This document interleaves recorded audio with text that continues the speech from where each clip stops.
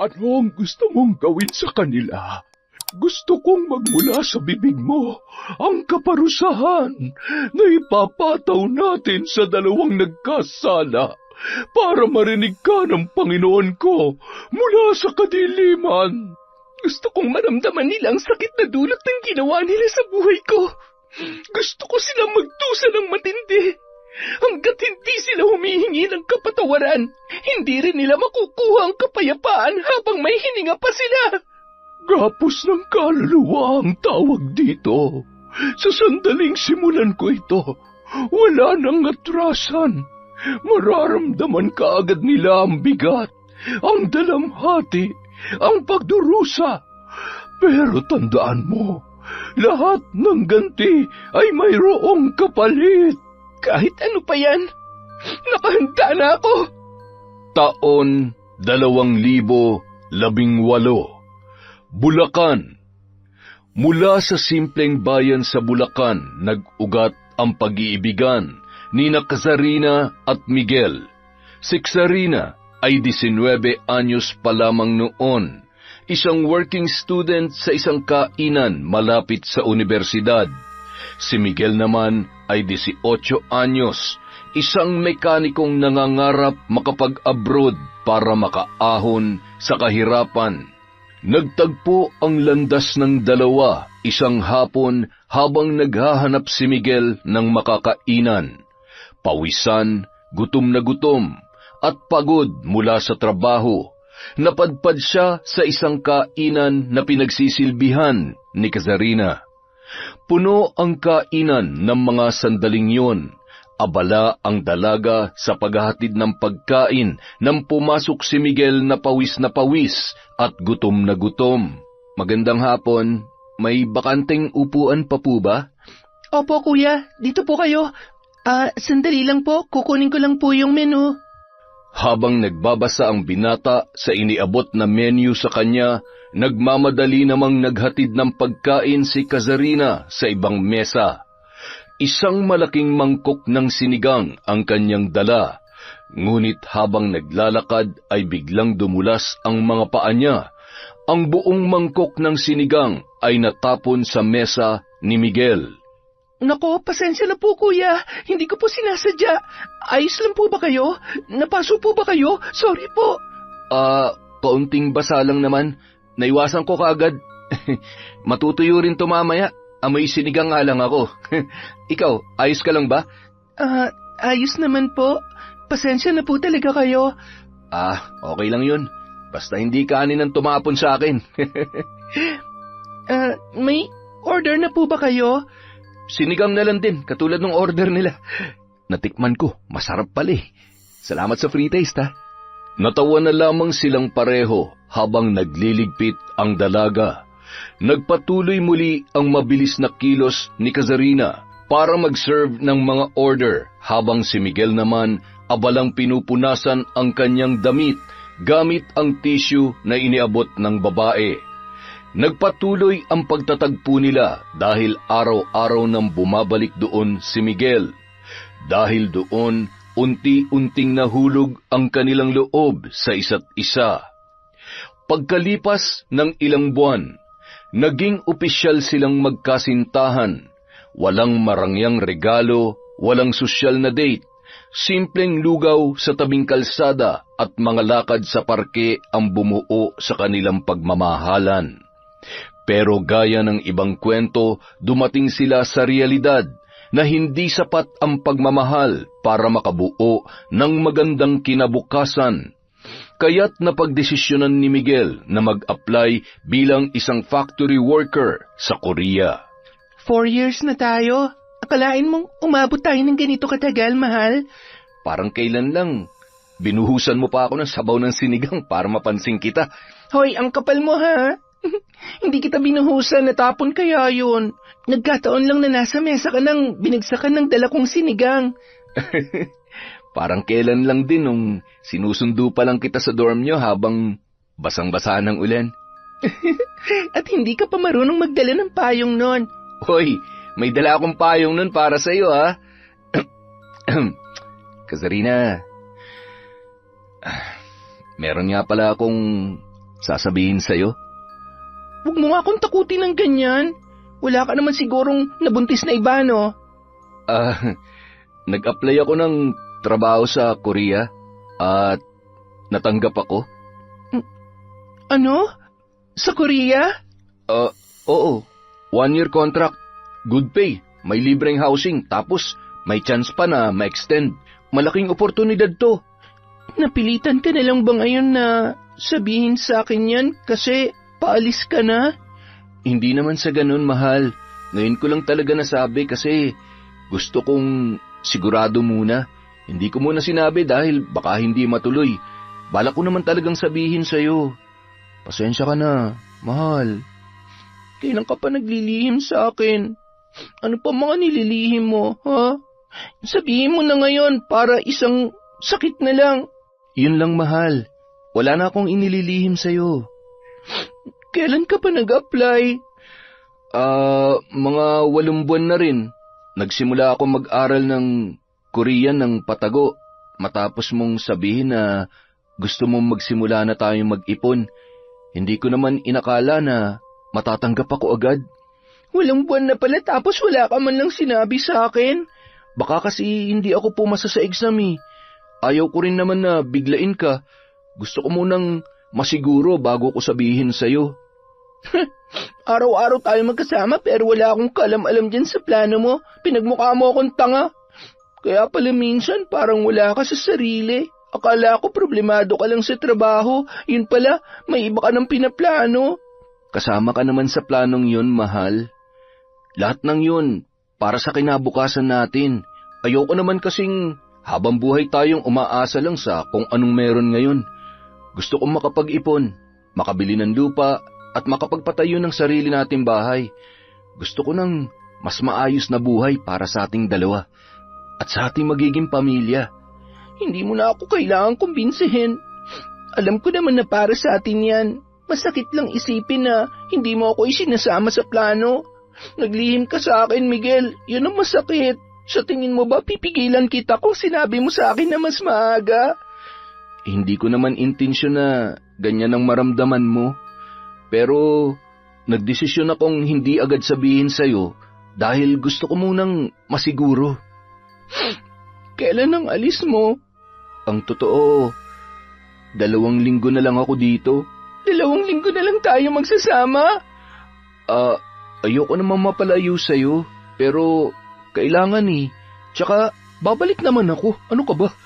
Basta siguruhin mo ako pa rin ang babalikan mo, ha? Ako lang. Ikaw lang talaga, mahal. Ikaw lang palagi. Isang gabi, bago lumipad si Miguel papuntang Korea, magkahawak pa rin ang kanilang kamay habang nakaupo sa lumang upuan sa harap ng bahay ni Kazarina. Tahimik ang gabi, malamig ang hangin at parang pinipigil ng paligid ang bawat pagpatak ng oras para mas matagal nilang makasama ang isa't isa ng mga sandaling yun. Mahal, pasensya ka na ha. Hindi ako makakapunta sa airport bukas para ihatid ka. Maaga ang pasok ko eh. Alam mo naman yun, diba?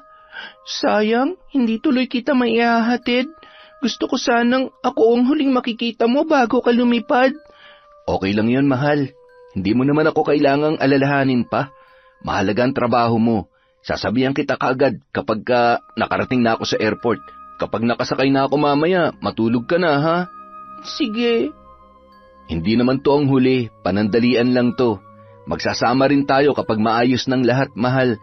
Mag-iingat ka doon, ha? Lalo na tuwing gabi. Huwag ka masyadong magpuyat. Kumain sa tamang oras. Hindi puro mamaya na lang. Mahirap magkasakit doon dahil malayo kaming mga nagmamahal sa'yo. Tsaka, kung pwede, kahit gaano ka pa kabisi ron, sabihan mo pa rin ako kung ayos ka lang o hindi. Ayokong manghula kung ano na nangyayari sa'yo. Hindi mo kailangan manghula. Ikaw kaagad ang una kong iisipin kapag may bakante akong oras. At ikaw pa rin ang gusto kong makausap kahit pagod na ako. Dapat lang. Kung may problema ka, sabihin mo, i-chat mo ako o tawagan. Kung may pagbabago sa nararamdaman mo, sabihin mo rin.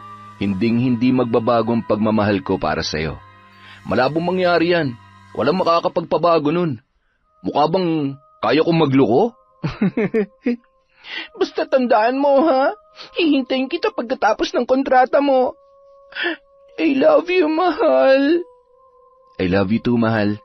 Babalikan kita dito. Kapag maayos na ako ron, kukunin kita para doon ka na rin magtrabaho, para magkasama tayo. Kinaumagahan, napatitig na lamang sa kisame si Kazarina. Hindi niya na namalayan kung gaano na siya katagal na nakatulala roon mula nang siya ay magising. Sa kanya lamang napagtanto na wala na si Miguel at wala nang maghahatid sundo sa kanya sa trabaho. Maya-maya, tumunog ang kanyang cellphone. Napangiti siya nang makita ang mensahe ni Miguel bago tuluyang sumakay ng eroplano na maghahatid sa kanya papuntang Korea. Bakas doon ang matinding pagmamahal ng kanyang nobyo. Makalipas ang 1 linggo, mula nang umalis si Miguel patungong Korea, unti-unti nang bumalik sa ayos ang araw-araw ni Kazarina.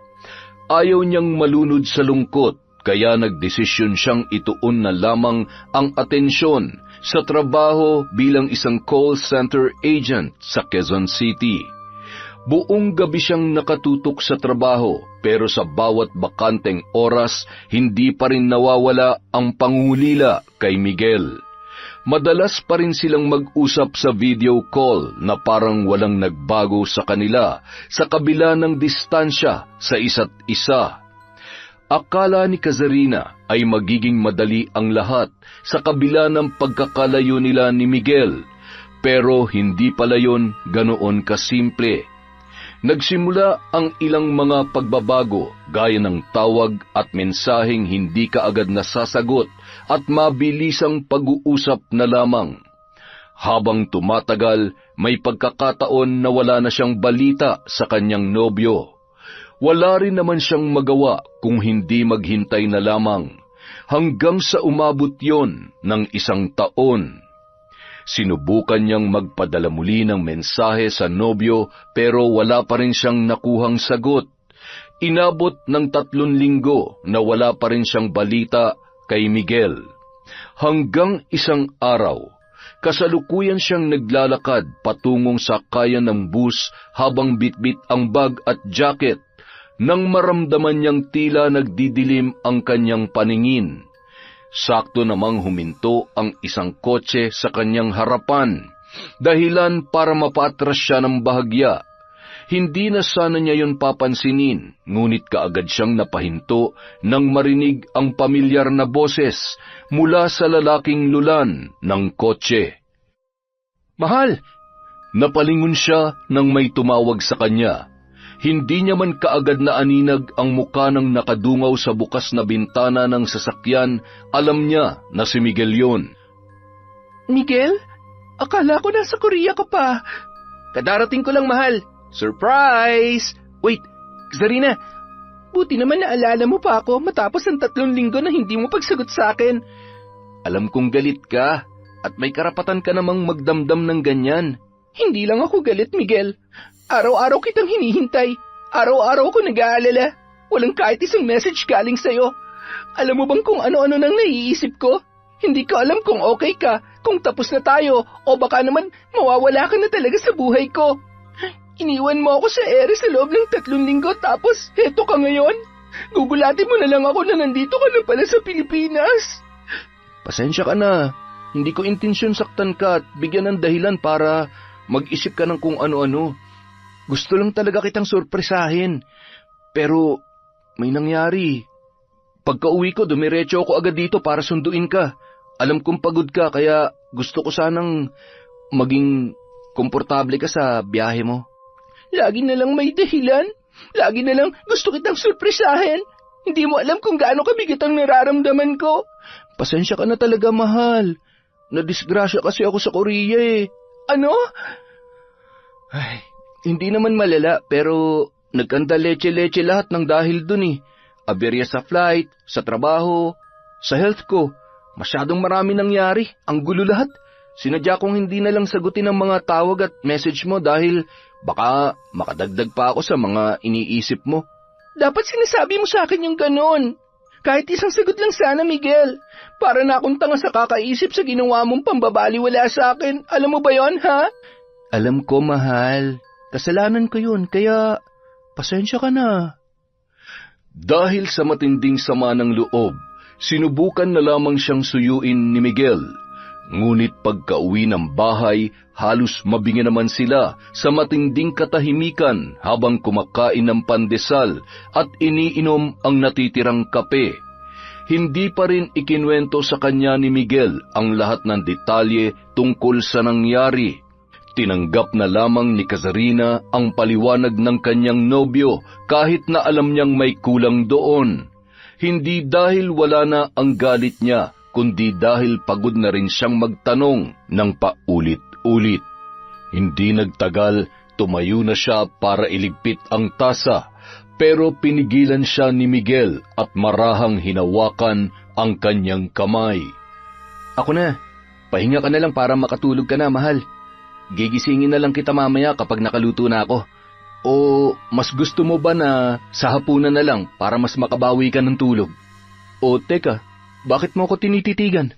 May problema ba, mahal? Sobrang namiss kita.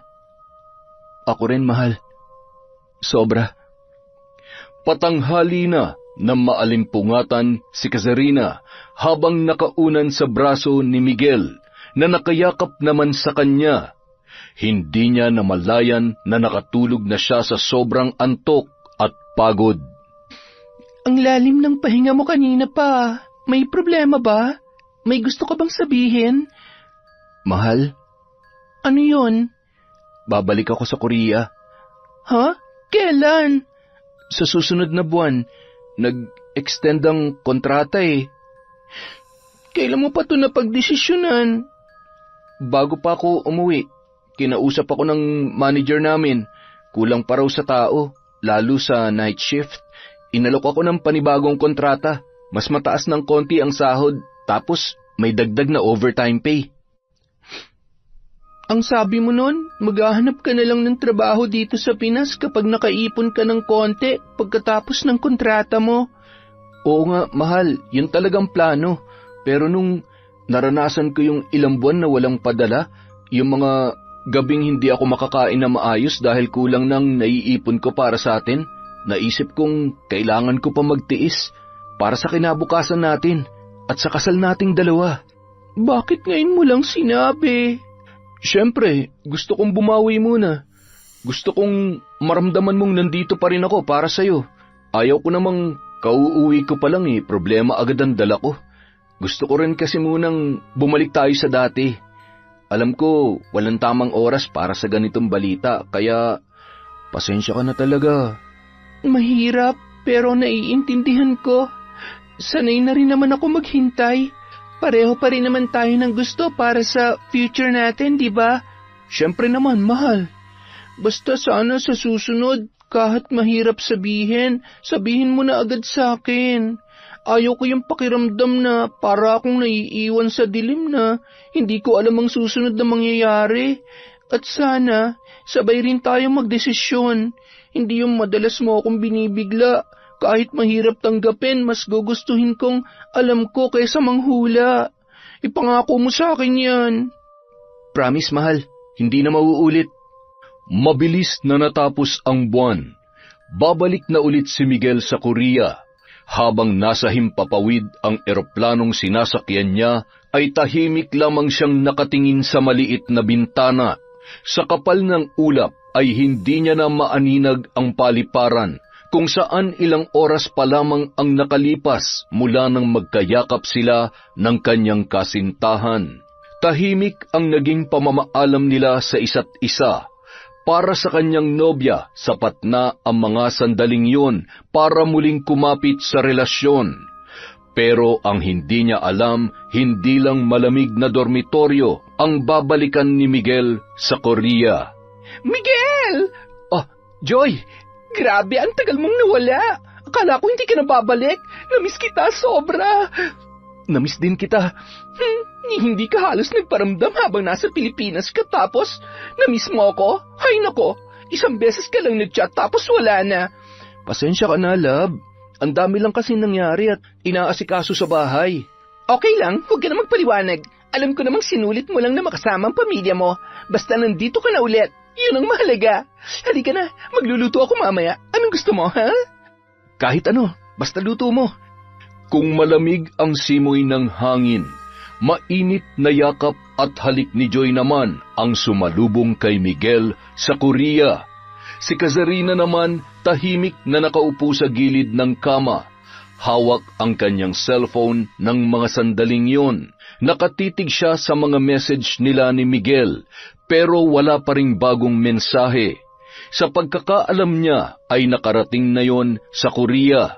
Siguro ay nagpapahinga lamang sandali, dala ng matinding pagod. Habang magkahawak kamay palabas ng airport sina Miguel at Joy, bawat hakbang ay parang may kasunod na anino. Mga alaala at mga sandali kung paano nagsimula ang kanilang relasyon. Isang gabi noon, ilang buwan na ang nakaraan nang pauwi si Miguel galing sa pabrika ay biglang bumuhos ang malakas na ulan. Nasira ang tren na madalas niyang sinasakyan. Wala siyang payong at walang mahanap na masisilungan. Buisit, sira na nga tong tren, umulan pa talaga. Gusto mo makipayong? Ha? Sabi ko makipayong ka na lang sa akin. Malaki naman to eh. Kakasya naman siguro tayo dito. Tsaka mukhang pareho lang tayo ng pupuntahan. Nakita ko kasi sa ID mo, Factory A, di ba? Oo nga. Salamat ha. Ang bait mo naman. Joy nga pala, ikaw? Anong pangalan mo? Miguel? Ang lamig naman ng kamay mo, Miguel. Kanina pa kasi ako basa eh. Sorry ha. Kasi simula ko pala ngayong linggong to. Ikaw, mukhang matagal ka na rito ah. Mag-iisang taon na rin ako sa trabaho. Ang simpleng pakikisilong sa payong ay naging tulay sa hindi mabilang na gabing sabay umuuwi, kumakain at nagbibitaw ng mga kwentong hindi masabi ni Miguel sa kanyang kasintahan na si Kazarina. Hindi naman yon sinasadya ng lalaki, pero dahil sa oras ng trabaho, pagka-homesick at madalas na hindi pag-uusap nila ng kanyang nobya, saka naman dumating si Joy na masayahin, mabait at laging naroon para sa kanya.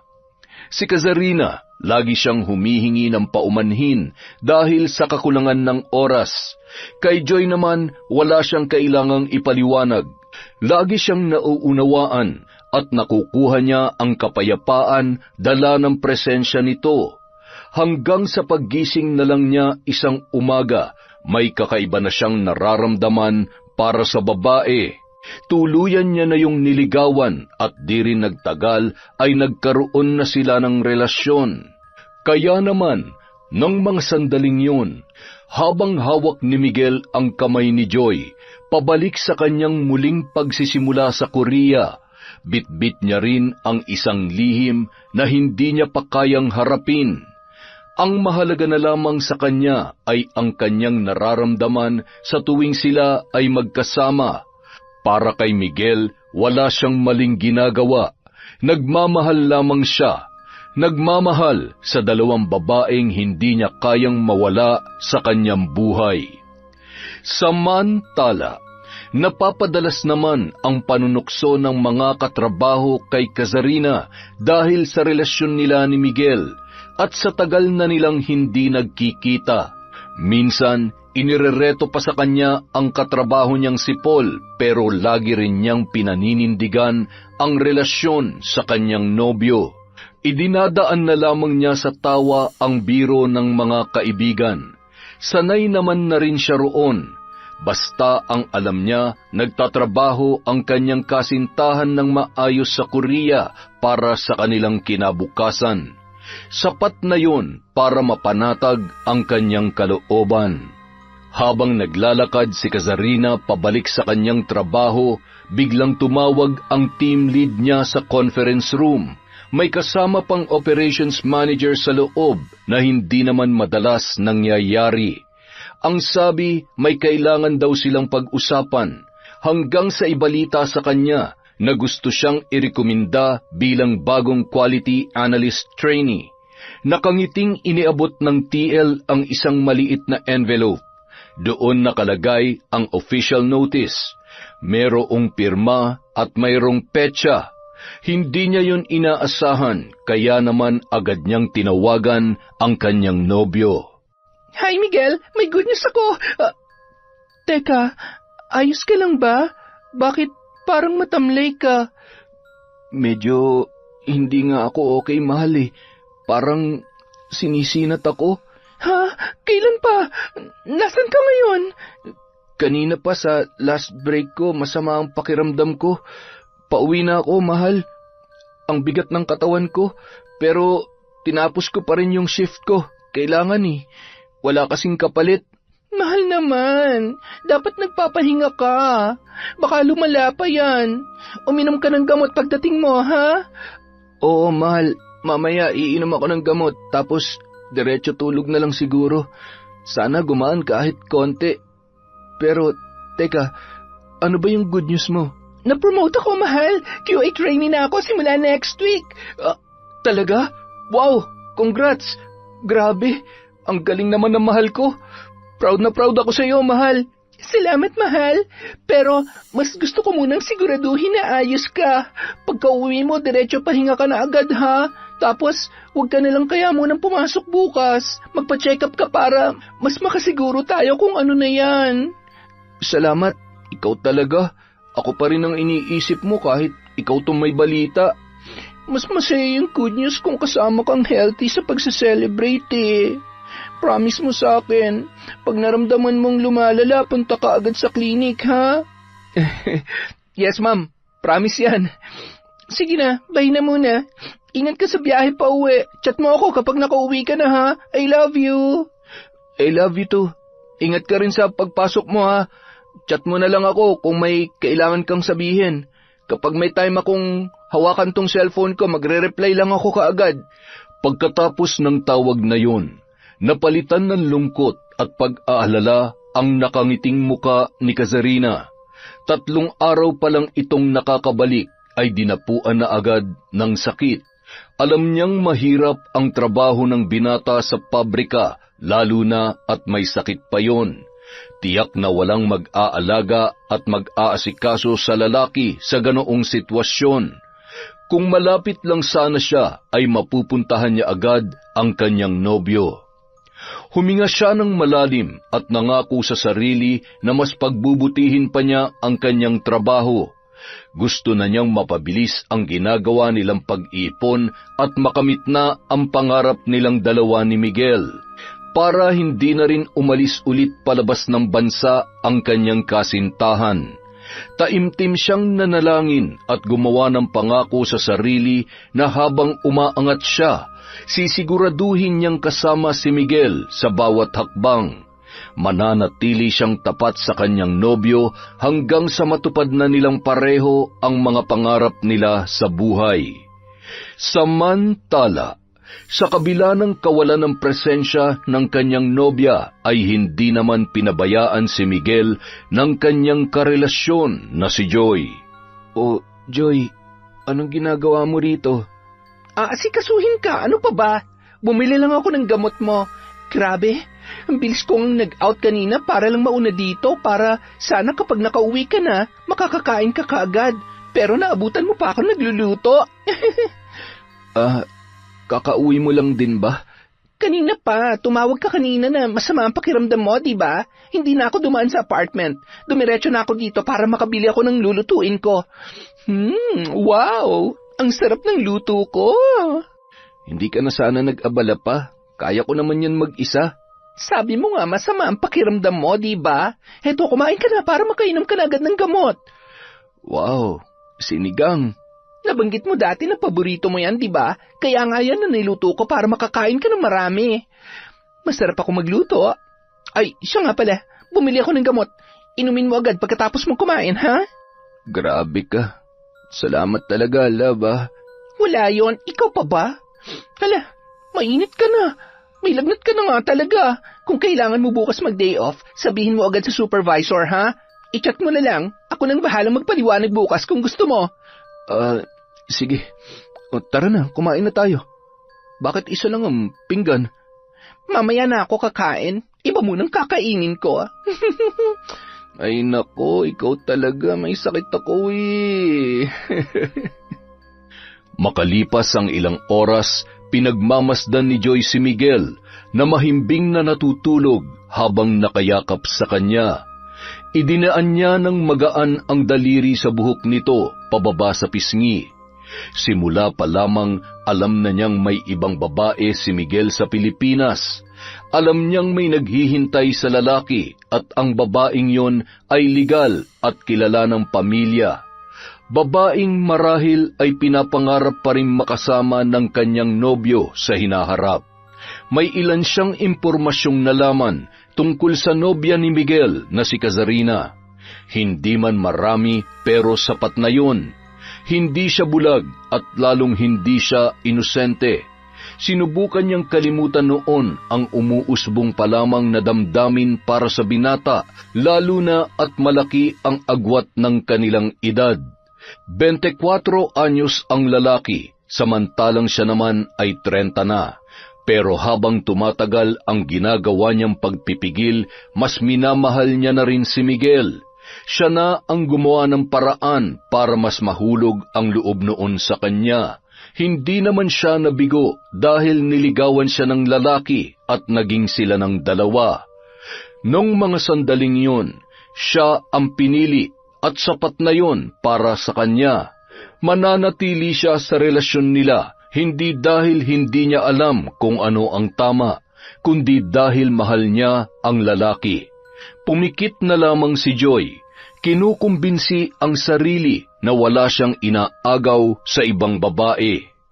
Samantala, halos lahat ng mga kasama ni Kazarina ay sabik ng makauwi, habang siya naman ay nananatili pa rin sa kanyang station at tila walang planong kumilos. Muling sinulyapan ng babae ang kanyang cellphone na nasa mesa habang inaayos ang working table bago umuwi. Napabuntong hininga na lamang siya nang makita na hindi pa rin nagre-reply si Miguel sa kanyang huling mensahe. 2 linggo na mula nang huli silang mag-usap ng mahaba. Nitong mga nakaraang araw, napapadalas na ang pagsasawalang bahala ng binata sa mga message na nagmumula sa kanya. Napakatagal bago sagutin ni Miguel ang mga yon. Ang oras ng pag-uusap nila bago siya matulog ay hindi na rin natutupad, at tuwing hindi sila nakakapag-usap, palaging may nakahandang dahilan ang lalaki. Pero kahit na ganoon, mas hinahabaan na lamang niya ang kanyang pasensya. Sa kabila ng mga bumabagabag sa kanya, pinipilit pa rin niyang panghawakan ang pangako ng kanyang kasintahan. Naging mabilis ang paglipas ng mga linggo. Rest day ni Kazarina noon. Masama ang kanyang pakiramdam kaya natulog na lamang siya maghapon. Pinilit niyang bumangon at humarap sa kanyang laptop hanggang sa makatanggap siya ng video call mula sa kanyang nobyo. Hi, mahal. Kumusta ka na? Sabi mo tatawag ka kahapon. Sorry, napagod ako sa trabaho kaya hindi kita matawag-tawagan, mahal. Tsaka lagi rin overtime. Okay, sige. Pero may problema ba? Wala. Bakit? Parang ilang linggo ka nang ibang magsalita kasi. Ay, tsaka marami na akong message na sinisin mo lang. Mga calls na hindi mo na ako kina-callback. Wala ka na ba talagang oras? O wala ka ng gana? Hindi naman sa ganon. Sobrang hirap lang talaga dito. Madalas lang na pagod. Dati naman kahit pagod ka, kinukulit mo pa rin ako. Nagagawa mo pa rin mag-reply. At hindi yun umaabot ng ilang araw. Ngayon, parang umiiwas ka na. Wala ba talagang problema? Wag mo na lang masyadong pansinin yun. Hindi porke tahimik ako may problema na agad. Pero nararamdaman ko, parang hindi na tayo tulad ng dati. Bakit pakiramdam ko parang lumalayo ka na? Pakiramdam ko, ako na lang ang lumalaban sa relasyon na meron tayo. Bakit mo ba ako ginaganito? May nagawa ba akong kasalanan? Wala naman. Busy lang talaga ako. Tsaka, hindi ko nga rin alam kung ano nang pumapasok sa isip ko eh. Parang, tama ka. Parang may nagbago na sa akin. Hindi kita maintindihan. Ginagawa ko naman lahat para makapag-update kahit busy ako sa trabaho. Pero ikaw, parang ang hirap-hirap mo ng kontakin. Ewan ko ba, Sarina? Parang napapagod na rin kasi ako eh. Paanong napapagod? Bakit mo ako ginaganito, Miguel? Gusto mo na bang tapusin ang relasyon natin? Hindi ko alam, pero minsan iniisip ko, baka baka mas mabuti pang wag na lang natin tong ipilit. At tuluyan nang napaiyak ang dalaga, habang si Miguel parang hindi pa sigurado sa mga salitang binitawan, pero wala rin namang naging paglilinaw mula sa kanya. May iba ka na ba, Miguel? Kung may iba ka na, pwede mo naman sabihin sa akin. Wala akong iba. Pagod lang ako. Gusto ko muna magpahinga. Gusto ko munang hanapin ang sarili ko na walang iniisip na kahit na ano. Magpahinga? Nakikipaghiwalay ka na ba sa akin? Hindi ko alam. Gusto ko lang huminga, Sarina. Kung pagod ka na, sabihin mo na ang totoo. Gusto ko marinig kung bakit. Anong ikinapapagod mo sa relasyon natin? Ako ba? May kulang ba sa akin? Hindi ko ang problema. Ako lang talaga. Ewan ko, hindi ko alam. Hindi ko na rin maintindihan ang sarili ko. Parang nawawala na nga ako sa sarili. Ang dami kong iniisip. Ang bigat-bigat na ng dinadala ko. Lahat tayo may pinagdadaanan. Ako rin, pagod sa trabaho, sa puyat, sa pag-a-adjust. Pero ginagawa ko pa rin ang lahat para sa ikaayos ng relasyon natin. Sinusuyo kita kahit ikaw tong halos hindi na magparamdam. Hindi ko na nga maalala ang huling pagkakataon na tinanong mo kung ayos lang ako eh. Bakit? Ano bang kinakapagod mo sa atin? Naiirita ka na ba sa mga pangulit ko? Sa pangungumusta ko? Ay, hindi talaga ikaw ang problema. Wala kang ginagawang masama. Sadya lang talaga na hindi ko na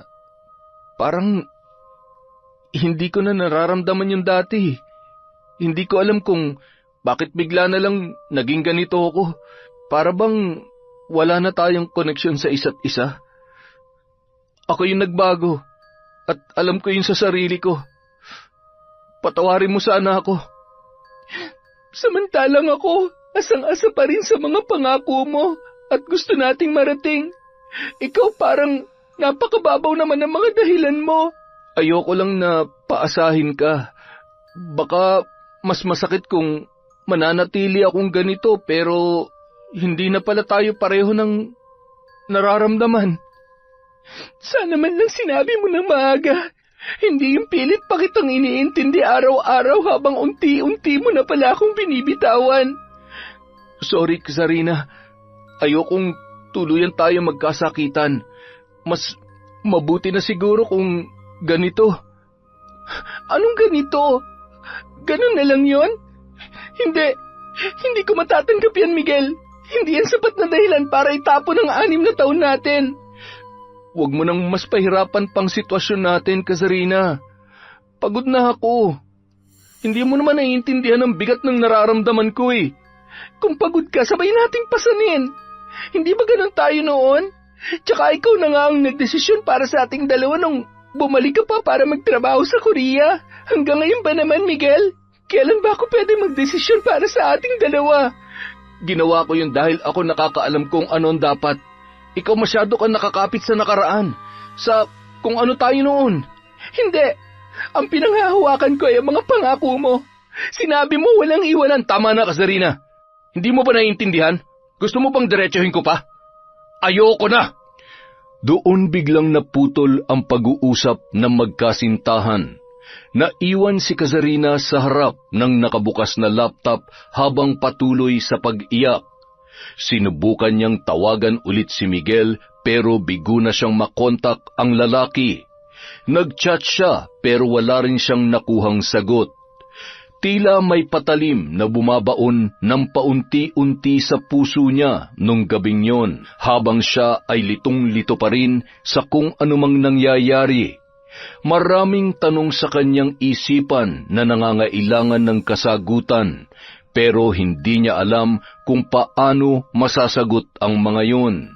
1 linggo na ang lumipas mula nang tuluyang maputol ang ugnayan ni Kazarina at Miguel.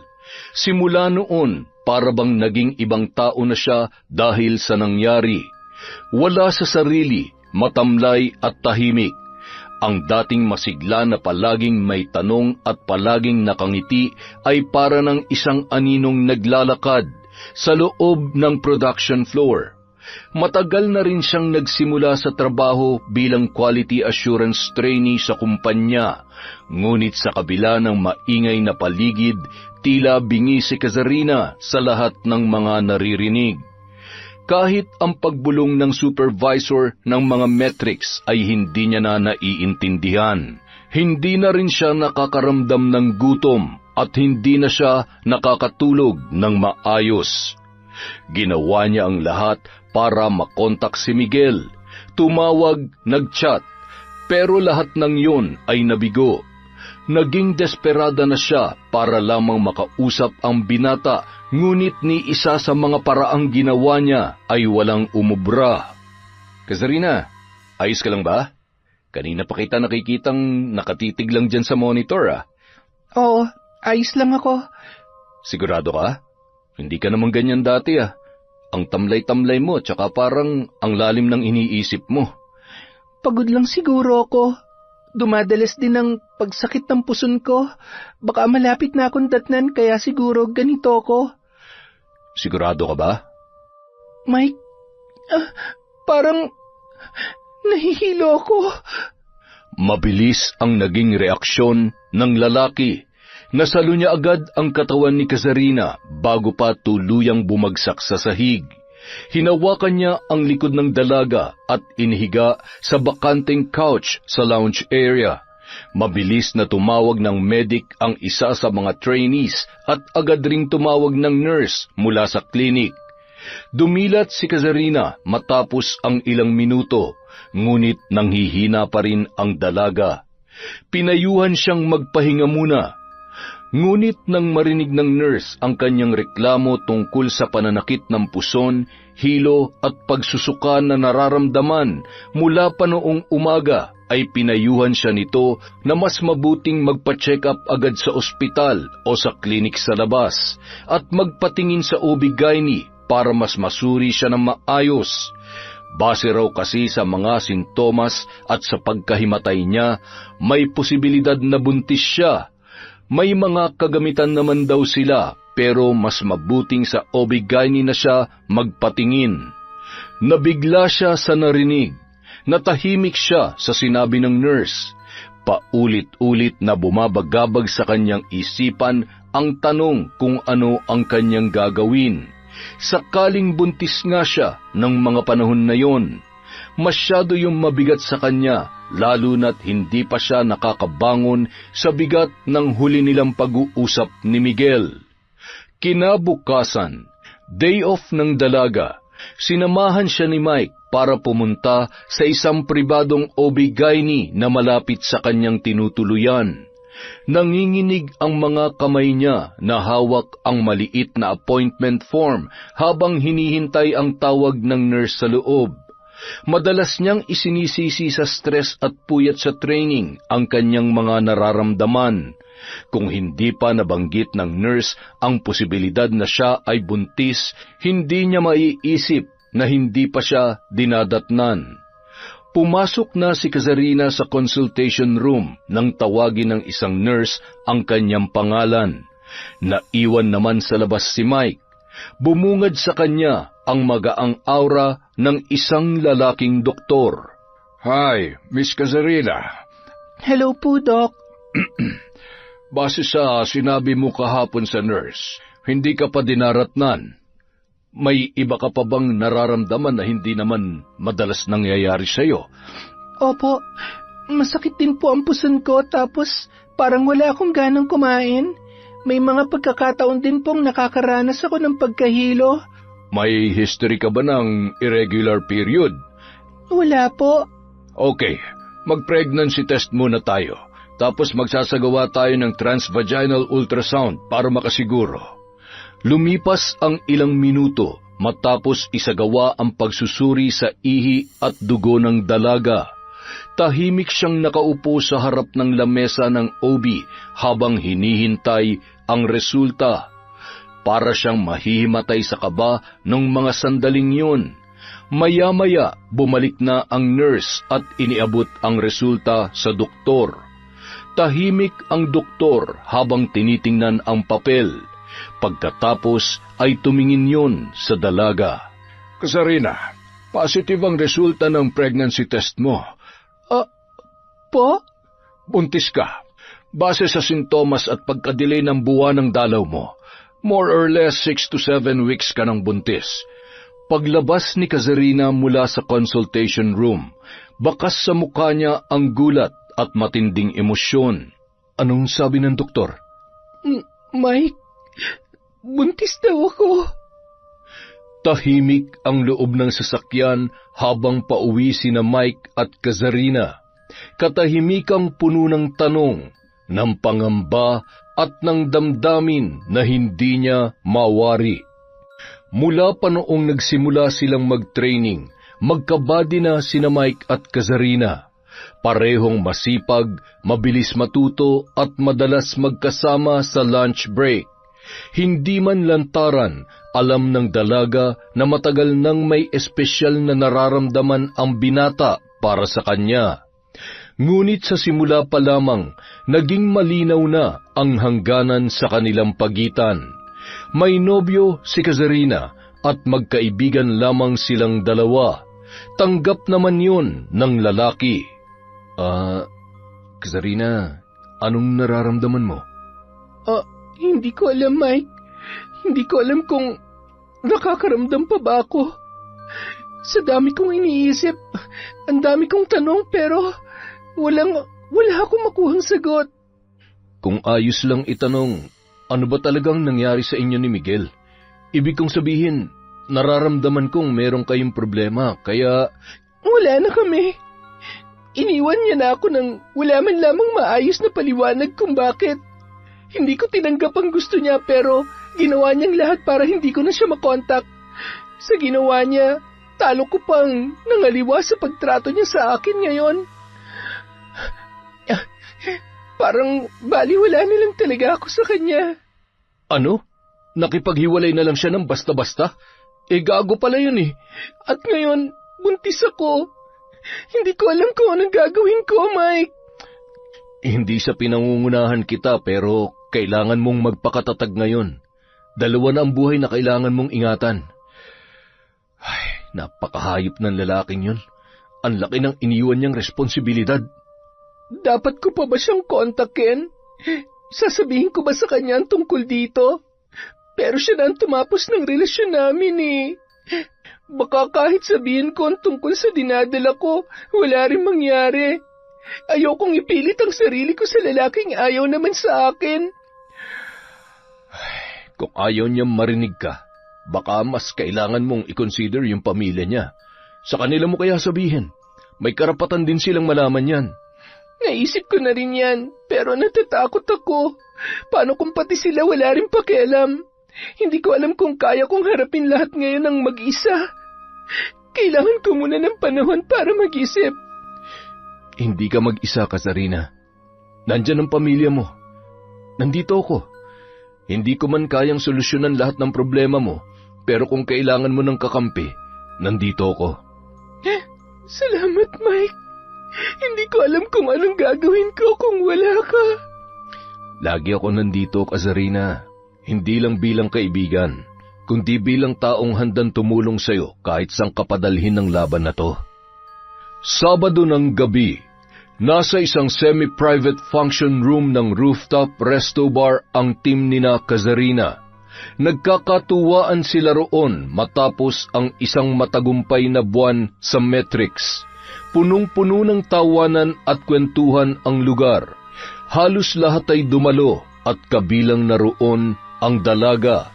Tahimik lamang siya sa isang tabi at pangiti-ngiti, ngunit sa loob-loob niya, bit-bit pa rin niya ang bigat ng 2 linggong pananahimik ni Miguel. Sa kabilang mesa naman, naroon si Leia, ang pinakabago sa kanilang grupo. Palibhas ay bagong sweldo, kwento ng kwento ang dalaga habang may hawak na cellphone at kausap ang kaibigan. Maya-maya, narinig niyang nagsalita ang babae at may ipinakitang litrato sa kasama. Kuha raw yun sa Korea noong nakaraang buwang bakasyon ng dalaga kasama ang iba niya pang mga kamag-anak. Wala naman sanang intensyon si Kazarina na makinig sa usapang yun, ngunit muling nakuha ni Leia ang kanyang atensyon nang marinig niya ang sinabi nito sa kanyang katabi. Yung isa dyan, boyfriend ng pinsan kong nasa Incheon. Napakurap-kurap siya sa narinig at sa hindi malamang dahilan ay bigla na lamang binundol ng kaba ang kanyang dibdib. Lalo na sa sunod na sinabi ng dalaga. Yan si Miguel, boyfriend ng pinsan ko, OFW rin. Magkatrabaho nga sila sa factory eh. Doon na napalingon si Kazarina sa katabing mesa. Bahagya pa siyang nag-alangan noong una, pero dahil sa narinig na lugar at pangalan ng lalaking pinag-uusapan, nagpasya na siyang tumayo para makiusisa. Miss, pasensya na si Storbo ha, pero pwedeng malaman kung anong apelido ng Miguel na pinag-uusapan nyo? May kakilala rin kasi akong nasa Incheon, magkapangalan sila. Sa pagkakatanda ko, Kazarina, Reyes yata, Miguel Reyes. Ayun kami tapos itong pinsan ko, si Ate Joy. Tapos yun naman si Miguel, ang boyfriend niya. Ang sweet po nila, no? Saglit na sinulyapan ng dalaga ang litrato at doon na nga niya nakumpirma ang kanyang hinala. Ang Miguel na 2 linggo nang hindi nagpaparamdam at hindi malinaw ang dahilan ng pakikipaghiwalay sa kanya, at ang lalaking nasa litrato na ipinakilala bilang nobyo ng ibang babae ay iisa lamang. Para siyang binuhusan ng malamig na tubig nang mapagtantong ang lalaking yun din, ang ama ng batang nasa kanyang sinapupunan. Leia, sorry ha, pero gano'n na kayo katagal magkakilala ni Joy at saka ni Miguel? Ha? Bakit mo naman po natanong yan, Miss Kazarina? Si Ate Joy halos buong buhay ko. Pinsan ko siya sa mother's side. Si Miguel naman, mga 1 taon na siguro. Sabi ng pinsan ko nagkakilala sila sa Incheon. Katunayan nga, halos 2 buwan pa lang mula nang ma-deploy si Joy. May picture na sila ni Miguel na parang masyado na sila malapit sa isa't isa. Binibiro ko pa nga siya nun kung boyfriend ba niya o hindi, pero tinatawanan niya lamang ako. Yun pala, sila na talaga. 4 na buwan ang araw eh. Ano? 4 na buwan? Opo, Miss Kazarina. Bagay na bagay nga sila eh. Sabi pa nga ni Ate Joy, parang kapalaran daw nila na makilala ang isa't isa. Kasi parang si Miguel daw ang naging sandalan niya nung bago pa lamang siya sa Korea. Pakiramdam ni Kazarina, bibigay na ang mga tuhod niya sa labis na panghihina matapos ang mga narinig niya mula kay Leia. Mabuti na lamang dumating na ron si Mike na narinig pa ang pagbanggit ng babae sa pangalan ng dati niyang nobyo. Tama ba ako na narinig? Si Miguel Reyes ang pinag-uusapan niyo? Grabe, famous pala si Kuya Miguel dito. Hindi naman, pero kilala ko siya. Siya lang naman ang boyfriend ni Miss Kazarina. 6 na taon na silang magkarelasyon. Nang hihinang napakapit si Kazarina sa mesa, unti-unting nagiging malinaw na sa kanya ang lahat ng mga sandaling yun. Namilog naman ang mga mata ni Leia at dahan-dahang napatingin sa kanya. Huminga siya ng malalim at sinubukang pakalmahin ang sarili bago muling magsalita. Hindi ko gustong guluhin ang gabi niyo, pero oo, boyfriend ko si Miguel Reyes at hindi ko alam na matagal na pala siyang may ibang karelasyon. Naku, Miss Kazarina, pasensya na. Akala ko single siya nung naging sila ni Ate Joey eh. Sabi niya kasi may nakarelasyon na raw siya dito noon pero wala na raw sila. Wala na? Hindi niya ba nasabi na ipinagpalit niya ang 6 na taong relasyon nila ni Miss Kazarina sa... Mike, tama na. Pwede bang ihatid mo na lamang ako? Mukhang hindi ko na kayang mag-commute pa uwi eh. Medyo sumama ang pakiramdam ko. Pasensya na kayo ha. Salamat sa kwentuhan. Enjoy niyo na lang ang party. Mauna na ako sa inyo. Pagkahatid sa kanya sa bahay, sa kanya lamang pinakawalan ang namumuong mga luha. Pagal ang katawang humiga sa kama, laman pa rin ng isip niya ang nangyari kani-kanina lamang.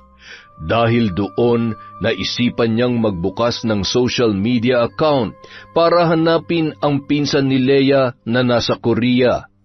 Nang lumitaw ang profile ni Joy, ay kaagad na tumambad sa kanya ang mga video at mga litrato ng babae na kasama si Miguel.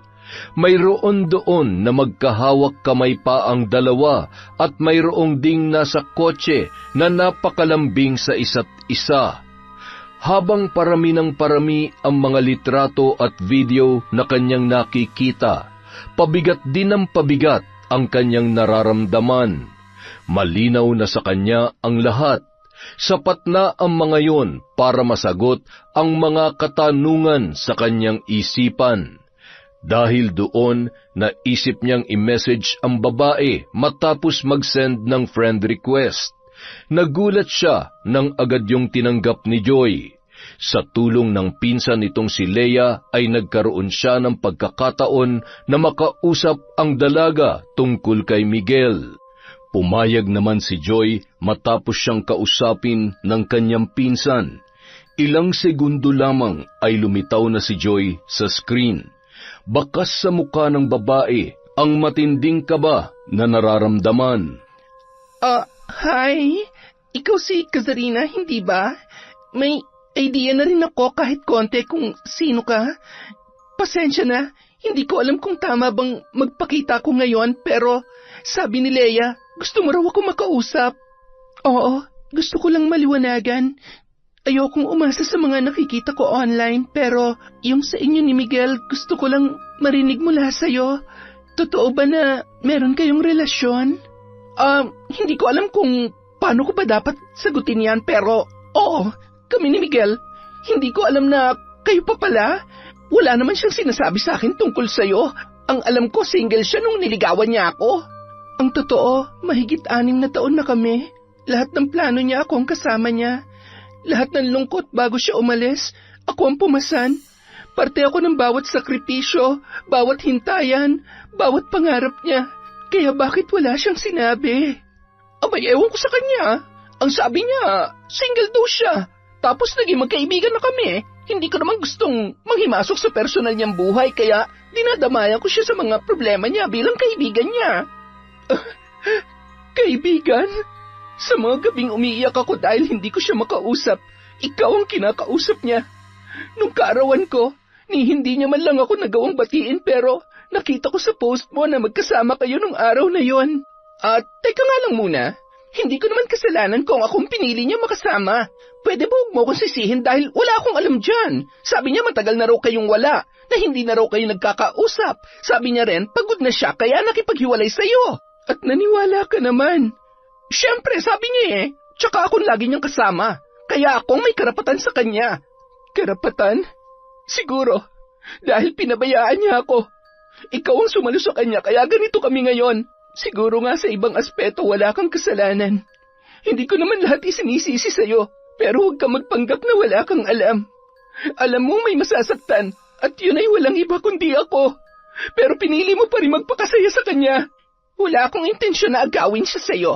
Pero wala rin akong intensyon na bitawan ng taong pinili ko mahalin kung yan ang hihilingin mo. Mukhang yun naman ang dahilan kaya kinakausap mo ko ngayon eh. Kung mahal ka talaga ni Miguel, bakit akong girlfriend niya ngayon at hindi na ikaw? Dahil sumingit ka sa relasyon namin. Nung kailangan ko siya, saka ka naman umeksena. Nung sinasabi niyang pagod lang siya, ikaw palang dahilan. Hindi mo siya inagaw. Pero sa tono ng pananalita mo, mukhang desperada ka talaga makuha siya. Hay nako, ang hirap mong umintindi. Uulitin ko, hindi ko siya inagaw. Binigay niya ang sarili niya ng kusa. Hindi ba mas masakit yon? Alam mo, mas mabuti siguro kung kalimutan mo na siya. Dahil kumbaga sa tao, patay na ang relasyon na meron kayo. Para nang inuuod na bangkay. Bago pa man makasagot si Kazarina, nakarinig siya ng isang pamilyar na boses. Love, anong ginagawa mo dyan? Kanina pa ako tawag ng tawag ah. Nandito lang ako sa banyo, love. Sunod na lang ako sa kwarto pagkatapos ko maligo. Miguel? Oo, si Miguel nga narinig mo. Siya ang kasama ko rito ngayon. Araw-gabi. Masaya kami kaya sana naman matuto ka ng tanggapin yon. Payo ko lang sa'yo, huwag mong ipilit ang sarili mo sa lalaking hindi ka na mahal. Ako na nasa puso niya at hindi na ikaw. Matapos sabihin yon, pinutol na ni Joy ang usapan. Parang pinagsakluban ng langit at lupa si Kazarina. Nanginginig siya sa galit at sakit na nararamdaman. Ilang sandali pa, napahiyaw na lamang siya dala ng matinding kirot. Nang bumaba ang tingin niya ay sa kanya lamang napansin ang pulang likido na dumaloy sa kanyang mga hita.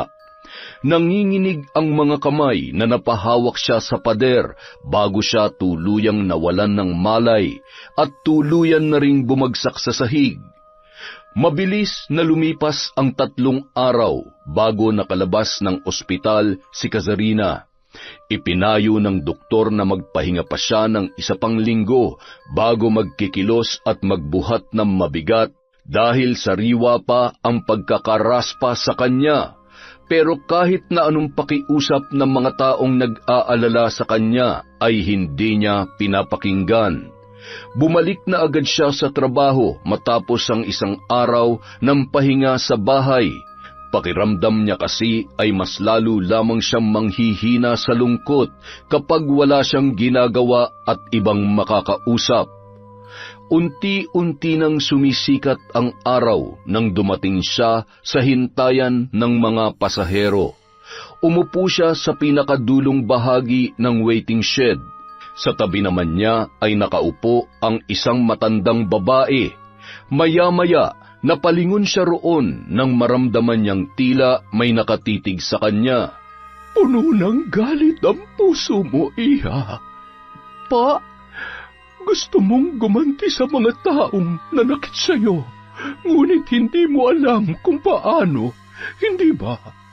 Pagod na po ako sa dami ng iniisip ko, kaya wala po akong panahong makipaglokohan sa inyo. Kaya kitang tulungan na may sa katuparan ng ninanais ng puso mo. Lahat ng lumapit sa akin ay hindi ko binibigo. Kapag wala ng alinlangan sa iyong damdamin at handa ka ng yakapin ng dilim, puntahan mo lamang ako. Tumayo ang matanda pagkaabot sa kanya ng nakatiklop na papel. Tinitigan yon ng dalaga. Nang tingnan niya pabalik ang matanda ay bigla na lamang yung nawala. Nang sulyapan niya ang piraso ng papel, napansin niya ang direksyong nakaguhit doon. Nakalagay naman sa ibaba ang mga bagay na kailangan niyang dalhin, sakaling maisipan niyang sundin ang sinabi ng naturang matanda. Hindi nagtagal, natagpuan na lamang ni Kazarina ang sarili sa kalagitnaan ng masukal na daan. Narating niya ang isang lumang kubo. 2 araw din niyang pinag-isipang mabuti kung pupunta ba siya sa lugar na yon o hindi. Humugot siya ng malalim na hininga sa kadahan-dahang kumatok. Kaagad namang tumugon ang matanda para siya ay papasukin. Mabango sa loob ng kubo, pero sigurado siyang hindi yun mula sa bulaklak, kundi sa mga tuyong dahon, insenso at alimuom ng orasyon. Tumambad sa kanya ang mga bote sa estante, gayon din ang larawan ng mga Diyos-Diyosan, kandila at mangkok na may lamang langis. Alam kong hindi ka pupunta rito kung hindi ka pa handa, Kazarina. Paano niyo po nalaman ang pangalan ko, Aling... Maria, tawagin mo kong Aling Maria. Hindi mo kailangan magsalita para malaman ko ang lahat. Alam ko rin ang ipinunta mo rito. Bago ko simulan ang orasyon, ilabas mo muna ang mga gamit na ipinadala ko sa iyo. Ito po ang litrato nilang dalawa. Nakasulat din po dito ang mga pangalan nila. Dinala ko rin po ang jacket ni Miguel. Anong gusto mong gawin sa kanila?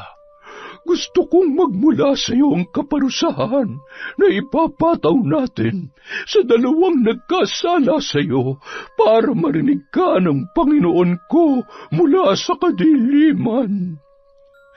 Gusto kong maramdaman nila ang sakit na dulot ng ginawa nila sa buhay ko. Gusto ko sila magdusa ng matindi. Hanggat hindi sila humihingi ng kapatawaran, hindi rin nila makukuhang kapayapaan habang may hininga pa sila. Ang tawag dito ay gapos ng kaluluwa. Sa sandaling simulan ko ito, wala nang atrasan. Mararamdaman nila ang bigat, ang dalamhati, ang pagdurusa. Ngunit paaalalahanan lang kita, Iya. Lahat ng paghihiganti ay may naghihintay na kabayaran sa huli. Kahit ano pa po yan, handa na ako. Kinuha ng matanda ang mga larawan at saka inilapit sa apoy ng kandila. Sa gitna ng dasal at usok ng insenso, unti-unting nilalamon ng dilimang paligid ng matanda habang hawak ang mga larawan ng dalawang taong dahilan ng pagkalugmok ni Kazarina. Sa di kalayuan naman ay isang itim na uwak ang lumipad pa itaas mula sa bubungan ng kubo. Samantala, napakunot noon naman si Miguel habang panakanakang tumitingala sa madilim na kalangitan. Walang mga bituin at wala ring buwan nung gabing yun. Wala siyang ibang naririnig kundi ang kaluskos na nagmumula sa mga tuyong dahon na tinatapakan niya habang naglalakad sa isang masukal na daan. Maya-maya pa, nakarinig siya ng mahinang iyak ng sanggol. Kaagad siyang napalingon, ngunit wala naman siyang nakikita roon.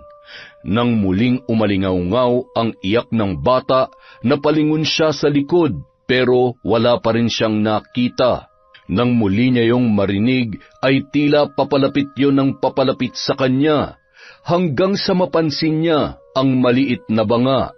Nakalagay yon sa may kalalimang butas sa lupa at napagtanto niya na doon nagmumula ang naririnig niyang pag-iyak. Kinakabahan man, dahan-dahan pa rin siyang lumapit doon. Puno ng pag-aalinlangang humakbang si Miguel, ngunit mas nangingibabaw ang kagustuhang matapos ang misteryong bumabagabag sa kanya. Inabot niya ang banga. Nang unti-unti niya yung binuksan, napasigaw siya at agad yung nabitawan. Napaatras siya nang tumambad sa kanya ang maliit na ulo ng sanggol na wala ng muka habang nakababad sa likido na laman ng banga. Tumapon yun sa lupa, kasabay ng pagbagsak ni Miguel sa damuhan.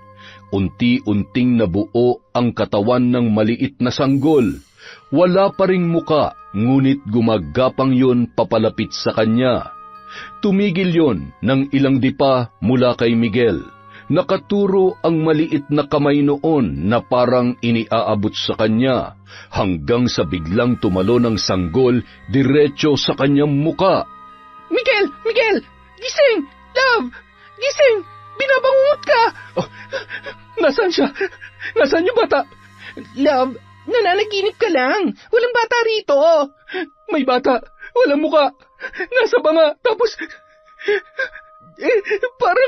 parang tinawag niya akong papa. Parang totoo, Joy. Galit na galit siya sa akin. Shh! Kumalma ka nga, love. Masamang panaginip lang yan. Halika, huminga ka na ulit. Ang mukha mo. Bakit? Anong meron sa mukha ko? Namumula. Bakit parang pinantal ka ngayon? Ang dami-dami. Wala naman yung kahapon Ha? Kaya pala para akong kinakate. Baka may allergy ako sa ginatang hipon na kinain natin. Pero malala ng pamumula. Parang nagsisimula na mamaga. Pansin ko nga rin eh. Bukas magpapacheck up ako. Tulog na ulit tayo. Ay, hindi ka pa rin ba mapalagay dahil sa panaginip mo, love?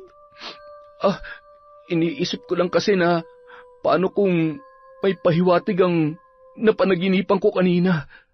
Pagod lang yan. Walang ibig sabihin yon. Matulog ka na, aray ko. Sinubukang matulog ni Miguel ng gabing yon habang binabagabag ng paulit-ulit na panaginip. Kinabukasan, hindi na pumasok si Joy sa trabaho. Kaagad siyang pumunta sa pinakamalapit na klinik dahil sa sobrang pangangati ng kanyang leeg at muka. Ngunit kahit ang mismong doktor na sumuri sa kanya ay tila nahirapan sa kanyang kondisyon.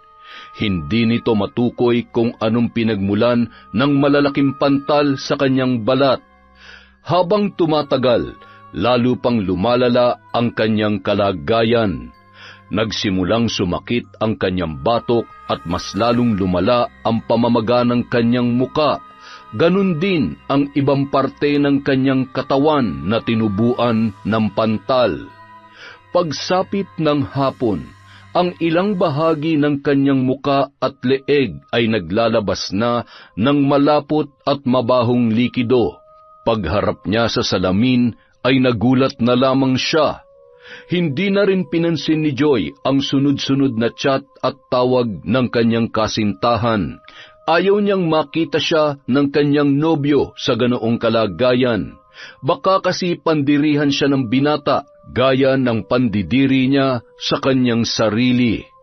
Samantala, dahil sa pag-aalala ng lalaki, pinuntahan niya agad si Joy sa apartment na tinutuluyan ng dalaga. Love, nandiyan ka ba? Umalis ka na, love. Please. Hindi ako aalis hanggat hindi kita nakikita. Kahit saglit lang. Buksan mo na tong pinto, love. May nagawa ba akong kasalanan? Ilang sandali pa, bumukas ang pinto at tumambad kay Miguel ang kanyang nobya na ayaw magpakita sa kanya. Natutop niya ang bibig nang makita ang itsura ng dalaga. Diyos ko, ano nangyari sa'yo? Sabi mo, huwag ka na munang pumunta dito eh. Ayoko makita mo ako ng ganito. Tingnan mo, para na ako hindi tao. Nag-aalala ko. Kaninang umaga, okay ka pa. Pinapantal ka lang Ang baho na mukha ko. Hindi ko na alam kung ano nangyayari. Sabi ng doktor, baka infection, pero ang bilis lumala. Hindi yan mukhang normal na allergic reaction lang. Teka, hindi kaya may kinalaman to sa panaginip ko kagabi? Miguel naman eh. Nakita mo na ang ganito ang itsura ko at hirap na ako. Nagpapatawa ka pa. Mukha ba ako nagbibiro? Yung sanggol tsaka yung banga na paulit-ulit na nagpapakita sa panaginip ko. Tapos ngayon, bigla na lang may mangyayaring ganito? Paano kung sumpa pala ang dahilan ng... Ayoko ng ganyan, love. Ayoko isipin na may sumumpa sa akin o kung ano man. Hindi pa pwedeng mataas na klase lang ng infection to? Ay, hindi ko na alam kung ano pang iisipin, love eh. Gulong-gulo na rin ang isip ko. Ilang araw nang paulit-ulit ang bangungot ko. Tapos kanina, ewan ko ba kung napaparanoid lang ako, pero nung papasok na ako sa trabaho, hanggang sa pagpunta ko dito, meron akong nakikitang itim na ibon. Para ba akong sinusundan? Nakita ko rin yun sa tapat ng bintana sa kwarto ko. Tapos parang nakatingin ang mga mata niya sa akin. Love, kahapon meron din ganun sa bubong namin. Akala ko ordinaryong uwak lang, pero nung lumabas ako kanina para magpa-check up, parang kahit saan ako magpunta, hindi rin ako nilulubayan. Kailangan nating malaman kung ano nangyayari sa atin. Pakiramdam ko talaga, merong mali eh. Alam mo, may tiyahin akong albularyo sa probinsya namin. Tapos, yung ibang ginagamot ka ng bata ako, nakikita ko na ganito ang nangyayari. Hindi kaya ipinapabarang na tayo ng ex mo? Ha? Matagal ko nang alam ang lahat, love. Hindi mo na kailangan maglihim pa. Yung tungkol kay Kasarina, yung girlfriend mo bago naging tayo. Paano mo nalaman? Pasensya ka na kung hindi ko sinabi sa iyo tungkol sa kanya. Wala yon. Ang mahalaga sa akin, ako ang pinili mo. Di ba nga matagal na kayong tapos? Sa'yo lang ako maniniwala. Nagkausap kami. Tapos dahil sa mga sinabi mo napapaisip ako. Hindi kaya tinagantihan tayo ni Kasarina dahil hindi niya matanggap na ako na ang mahal mo? Nagkatinginan ang dalawa, kasabay ng pamumula ng mga mata ng itim na ibon na nagmamasid sa labas ng apartment ng dalaga. Kinabukasan, sinadya ni na Miguel at Joy ang isang lumang dambana sa paanan ng bundok. Isang kaibigan ang pinagtanungan ng babae tungkol sa mudang o babaylan na kilala sa lugar. Habang binabaybay ang daan, nanuot agad sa ilong nila ang amoy ng insenso. Sa gitna ng silid, isang matandang babae na nakasuot ng makulay na hanbok ang kanilang nakita. Nakapikit yun habang may hawak na kampana at pamaypay. Maya-maya, tumigil ang matandang mudang sa pag-usal ng panalangin at tumingin sa kanila ng diretso. Pagkatapos nilang ilahad ang sadya roon ay kinuha ng matanda ang kampana at isang puting manika. Habang nagsisimula ang ritual, tumatama ang hangin sa mga kurtina. Unti-unting lumalabo ang liwanag at naririnig ang mahinang boses ng mudang na umuusal ng mga lumang salita, gamit ang lengguwahe sa bansang yon. Samantala, pagkapasok naman ni Kasarina sa bahay ng mambabarang, kaagad niyang inilahad ang kanyang sadya matapos ang pag-aalay ng matanda ng panalangin sa itinuturing noong Panginoon. Aling Maria, ano nangyari sa akin? 3 araw na akong ganito. Tingnan nyo, may mga sugat at pasa ako. Ibang kutob ko kaya pumunta na ako dito. Anong gagawin ko? Tuwing matutulog ako, may malaking aninong sumasakal sa akin. Ilang beses na rin akong sumuka ng itim at mabahong likido na parang may nabubulok sa loob ng sikmura ko. May ginawa sila. Nararamdaman ko. May tumutulong sa kanila. Kinukontra nila ang itinanim nating barang.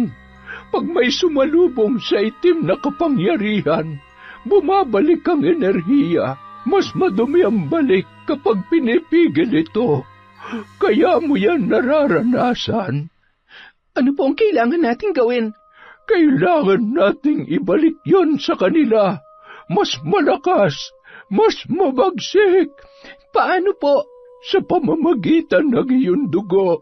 Ngunit hindi lamang basta dugo mula sa katawan mo, kundi dugo ng panata. Ipatak mo yun sa sungay ng bungo ng aking Panginoon. Pagkatapos kong mag-alay ng panalangin, babalik sa kanila ang lahat. Pero hindi na kagaya ng dati. Hindi lamang sakit ang kanilang matatanggap. Sisingilin mismo ang kanilang kaluluwa.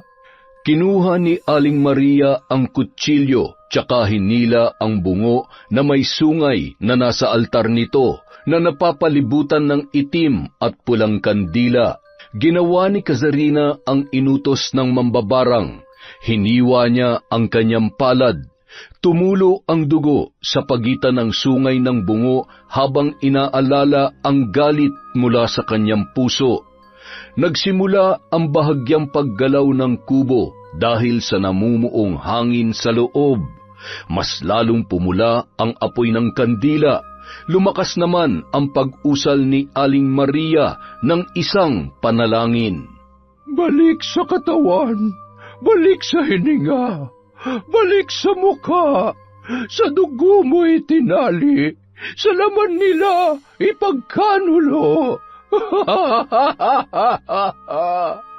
Samantala, madaling araw pa lamang noon nang biglang napabalikwas si Joy dahil sa pananakit ng kanyang lalamunan. Pakiramdam niya ay parang may mabigat na nakadagan sa kanyang dibdib ng mga sandaling yon. Para siyang sinasakal mula sa loob. Tila may humihigop sa kanyang hininga dahilan para mapahawak siya sa kanyang leeg. Maya-maya pa, nakaramdam siya ng matinding init sa muka. Napasigaw, ngunit parang mahinang ungol lamang ang kanyang nagawa. Ilang sandali pa, bigla siyang sumuka ng maitim at malansang likido. Amoy bulok na laman, parang pinaghalong dumi, dugo at asupre. Bumangon ang dalaga at napansin niya sa malaking salamin ang nangingitim niyang balat sa leeg. May tumutubong tila mga paltos na unti-unting nilalamon ang kanyang laman. Sa bawat hakbang papalapit sa salamin ay dahan-dahang natutuklap ang balat sa kanyang pisngi, dahilan para lumabas ang pinagsamang dugo at nana mula roon. Ang bawat galaw ng panga niya ay nagdudulot ng matinding kirot. Hindi na siya makasigaw. Kahit anong pilit ay walang tinig na lumalabas sa kanyang bibig. Napaluhod na lamang ang dalaga. Habang lumilipas ang mga oras, unti-unti niyang nakita ang pagbabago mula leeg hanggang sa kanyang ulo. Nagsimula na ring dumilim ang kanyang paningin, hanggang sa hindi na niya namalayan ang mga sumunod na pangyayari. Sa loob lamang ng ilang araw, mabilis na kumalat ang balita tungkol sa misteryosong pagkamatay ni Joy. Walang malinaw at tiyak na dahilan na pinagmulan ng sakit na ikinasawi ng dalaga. Nang maiuwi ang mga labi ni Joy sa Pilipinas, ay nagsimula ng kabahan si Miguel.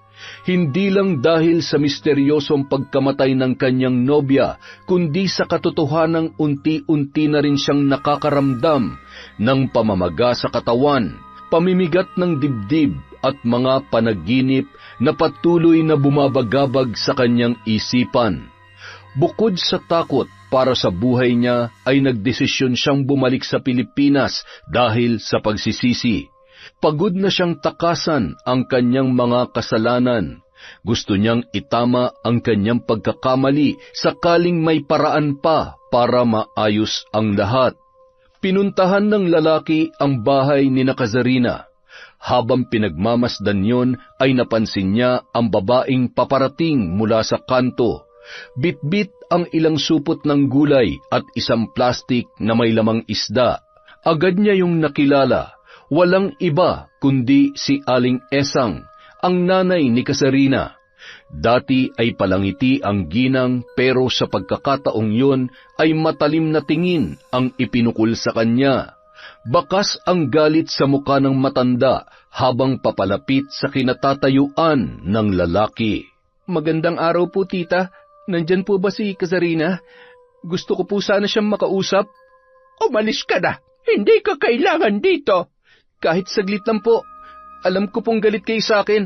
Naiintindihan ko po. Naiintindihan? Naririnig mo ba ang sarili mo?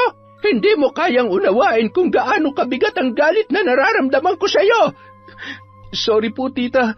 Hindi ko po sinasadyang saktan si Kazarina. Nagkamali po ako at gusto ko pong humingi ng tawad sa kanya. Matagal nang huli ang lahat, Miguel. Alam mo ba kung ano nangyari sa anak ko pagkatapos mong lokohin at ipagpalit sa iba? Alam mo ba? Nalugmok ang anak ko dahil sa ginawa mo. Hindi siya makakain at laging umiiyak. Araw-gabi, paulit-ulit ang tanong kung saan siya nagkulang. Paulit-ulit niyang sinisisi ang sarili niya na ikaw ang may kagagawan. Dahil sa inyo ng babae mo, nakuna ng anak ko. Ano po? Nakunan si Kazarina?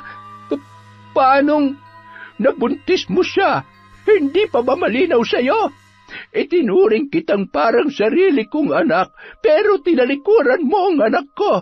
Mas pinili mong saktan siya kesa manindigan sa kung ano ang tama. Kung mahal mo talaga siya, hindi mo yung gagawin sa kanya. Sorry po, kung alam ko lang paninindigan ko ang anak namin. Paninindigan ko po si Kazarina.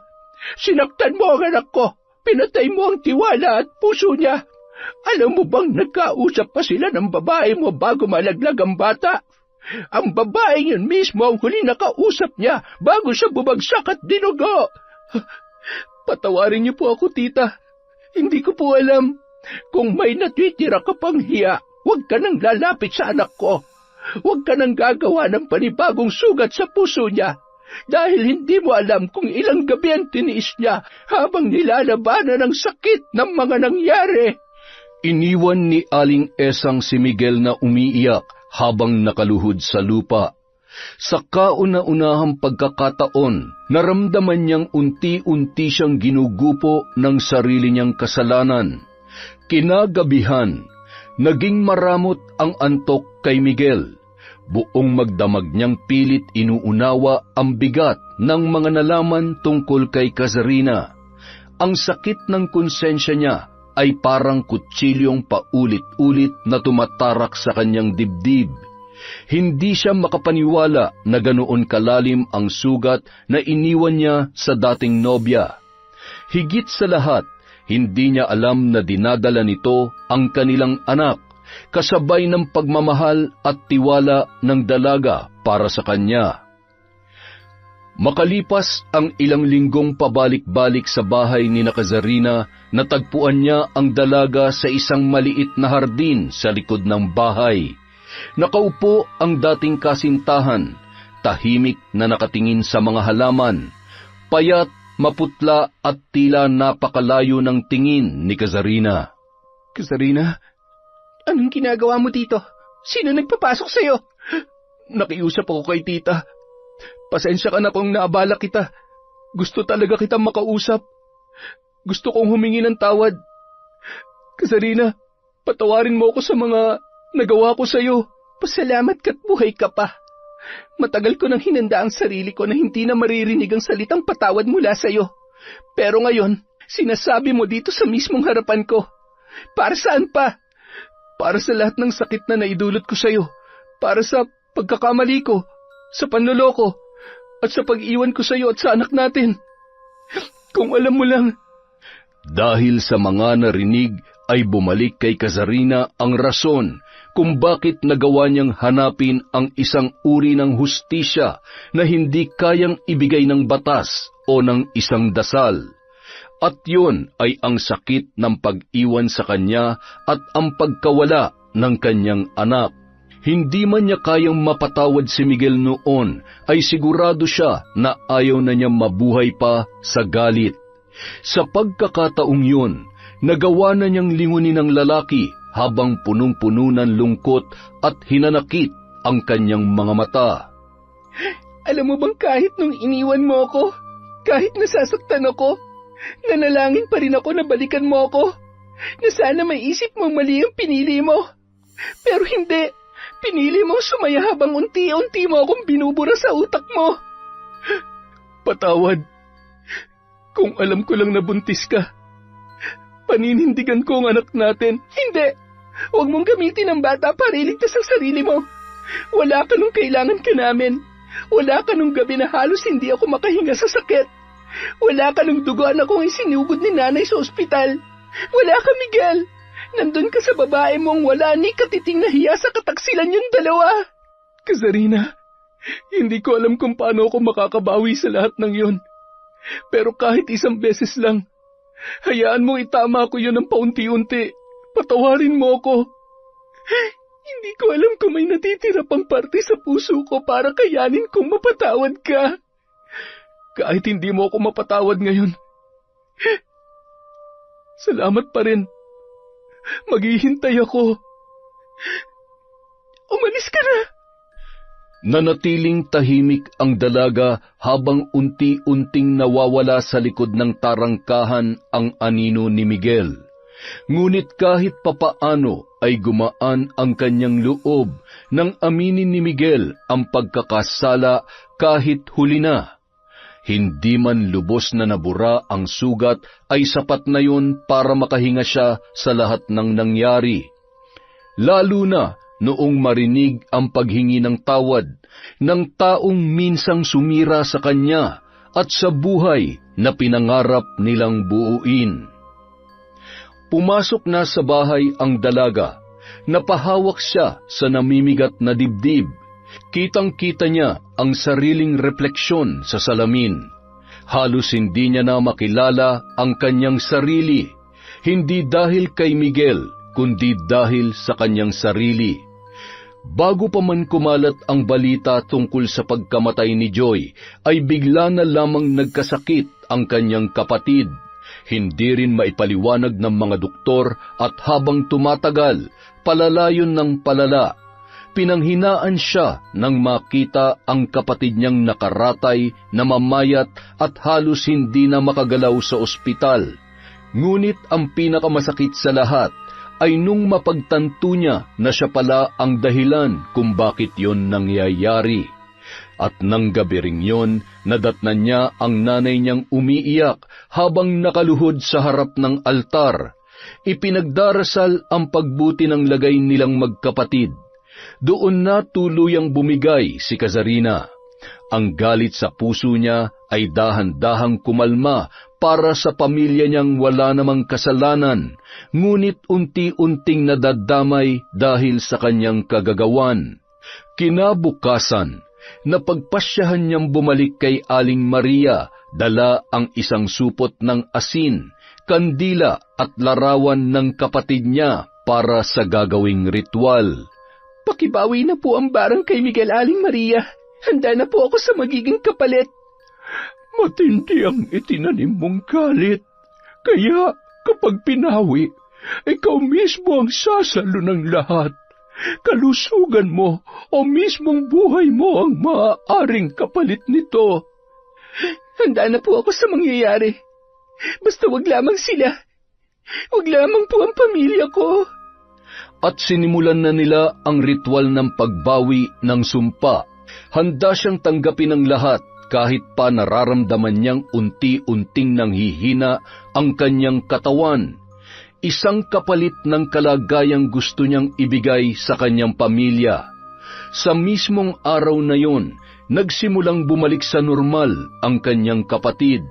Si Kazarina naman ay lalong namayat, namutla at nagkaroon ng kakaibang sakit. Sa huli, natagpuan na lamang ni Kazarina ang sarili sa hardin, habang napapalibutan ng mga halamang siya mismo ang nagtanim. Saksi ang mga yon sa muli niyang pagbangon. Natuto siyang palayain ang sarili sa puso at galit na naging mitya ng kanyang maling desisyon.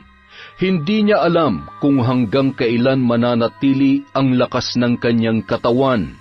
Basta ang alam niya lamang, hindi pa roon natatapos ang lahat dahil doon pa lamang siya magsisimulang muli. Yon! Napakaganda naman po ng kwento natin, paghihiganti. Ang lupit.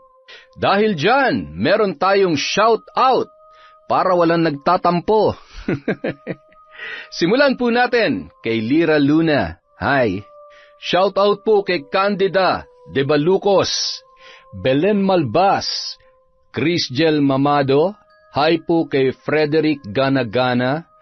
Hi kay I Love Traveled, Christine Roring from Marco, Pataktakan. Hi kay Pamela Allen. Hello po kay Luwal Natividad Andres. Hi kay Janet Cisneros. Hello kay Maria Lee Nakagawa. Hi kay Chris Alcantara.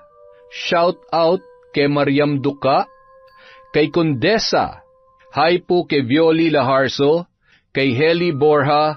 Kay Edna Lau. Shout out kay Jennifer Mauricio. Hi kay Maria Katrina Manyakap. Hello po kay Takpin Lax from Larry Desabille. Kay Virginia Pontillas. Hi kay Didet Torsende. Kay Mel Santarita. Kay Angelina Ignacio. Kay Earthheart the Great Vlog. Hello po kay MGS14. Shout out sa family ni Elvira Malakas sa Kalibo, Aklan. Hello po kay Wendy Tugas. Hi kay Silent Garden. Kay Marites Nalika. Shout out kay Ephraim Chan. kay Jonas Yao, hello po kay Mel.